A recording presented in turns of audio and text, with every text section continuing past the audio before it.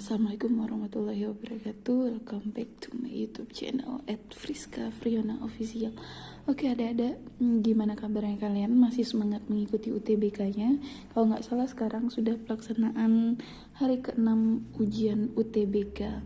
Persiapkan diri sebaik-baiknya, anggap ini adalah pertempuran terakhir dan tentunya kalian menginginkan kemenangan. Oke, pada kesempatan kali ini kakak akan membahas tentang soal penalaran umum ya. Kalau kemarin kita sudah sempat bahas soal bahasa panda, bahasa planet, kelinci, aliens dan lain-lainnya. Semoga itu sudah terkuasai karena sudah viral ya. Nah, kita langsung saja masuk ke soal nomor 1. Pernyataan manakah yang paling sesuai dengan isi tabel? Nah, ini kebanyakan juga keluar ya di ujian UTBK karena berhubungan dengan tabel dan kalian juga harus cepat mengambil informasi pentingnya. Jadi banyak-banyak berarti dengan tipe soal yang seperti ini. Yang A, konsumsi semua jenis daging dari tahun ke tahun itu selalu meningkat.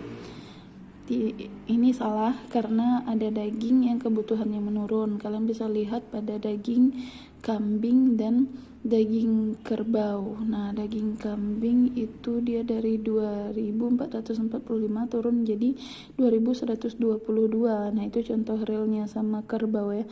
Kerbau sih sedikit dari 1097 jadi 1087. Yang B, konsumsi daging kerbau dan kambing menurun drastis tahun 2009. Salah karena dibandingkan dengan tahun-tahun yang lainnya, tahun 2009 penurunan konsumsi daging kerbau dan kambing tidak terlalu drastis, berarti tidak terlalu tinggi. Yang kita lihat yang C, dibandingkan dengan yang lainnya, konsumsi daging kambing paling rendah. Ini justru juga salah. Kenapa?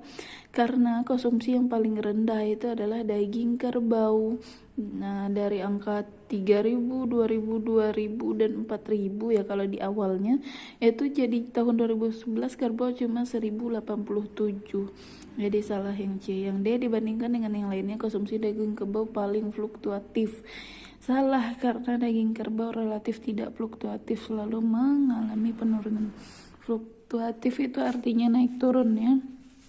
Yang E, ini yang paling benar di antara pernyataan yang paling sesuai dengan tabel di atas. Kenapa? Karena dari tahun ke tahun konsumsi daging kerbau selalu paling kecil. Oke, paham kenapa jawabannya yang E ya? Itu bisa kita lihat pada tabel di atas.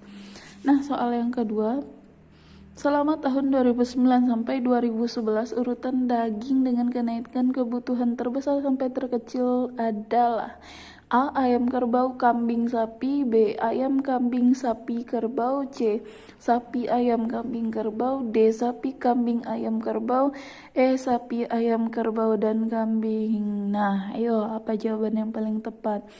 Di sini jawaban yang paling tepat itu langsung saja yang C.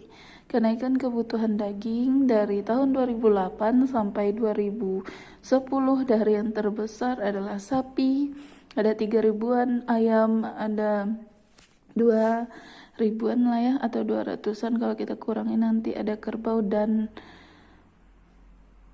kambing. Ini salah datanya di sini sedikit ya.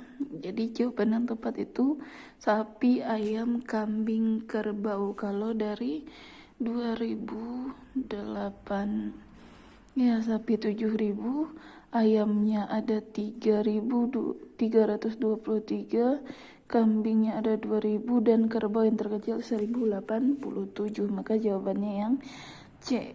Yang ketiga, konsumsi daging apakah yang mengalami kenaikan? A, daging kambing tahun 2009, B, daging kambing tahun 2010, C, daging kambing tahun 2011, D, daging kerbau tahun 2010, atau E, daging kerbau tahun 2011.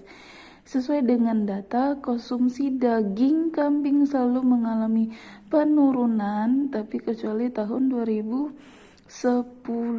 Nah, coba kita lihat kambing tahun 2010 itu dia awalnya ya, kalau 2008 itu 2.345, terus turun jadi 2.322. Nah, justru 2010 ini naik 2.445 dan turun lagi 2011 2.122.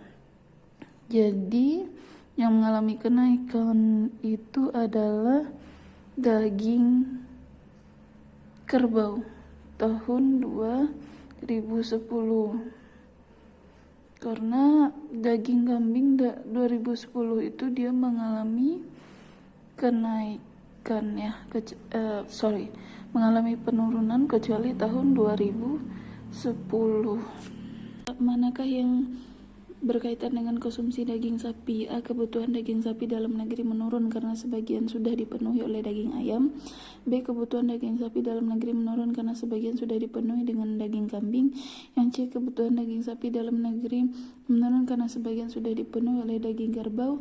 Yang D. Kebutuhan daging sapi dalam negeri meningkat walaupun sudah dipenuhi oleh daging ayam, kerbau, dan kambing. Atau E. Pemerintah mengekspor daging sapi karena kebutuhan daging sapi dalam negeri semakin meningkat. Cukup jelas ya kalau ini jawabannya yang D.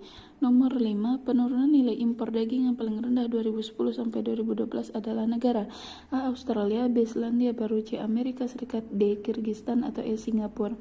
Jika kita lihat dengan teliti dari tabel nilai impor daging Singapura, itu yang tepatnya jawabannya D, yaitu Singapura menurun dengan drastis. Oke, sampai di sini paham? Ada pertanyaan? Kalau enggak nanti tanyakan di komen ya. Pada tahun 2012, negara manakah yang mulai mengimpor daging sapi ke Indonesia? A. Australia, B. Selandia Baru, C. Amerika Serikat, D. Kirgistan, atau E. Singapura. Nah, jelas dari data ya, itu 2011 negara Kirgistan bernilai 0 menjadi 9.671 di tahun 2012, maka opsinya yang D. Nomor 7, berapa penurunan nilai impor daging yang dilakukan tahun 2012? A. 156,5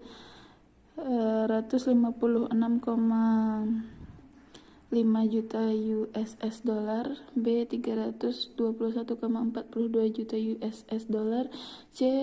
165,37 juta USS dollar, D. 113,87 juta USS dollar, ataukah yang E. 197 juta 19 juta USS dollar. Nah, jawabannya penurunan nilai impor daging yang dilakukan Indonesia tahun 2011 itu adalah sebesar 165,30 juta USS dollar, atau yang C. Dari 156,5 dikurang 321,42 ya. Jawabannya yang C. Oke, sekian dulu pembahasan soal kita hari ini. Kalau ada salah-salah kakak, mohon maaf. Ketemu lagi di video kakak yang selanjutnya. Jangan lupa like, comment, dan subscribe. See you the next video, gengs. Dadah.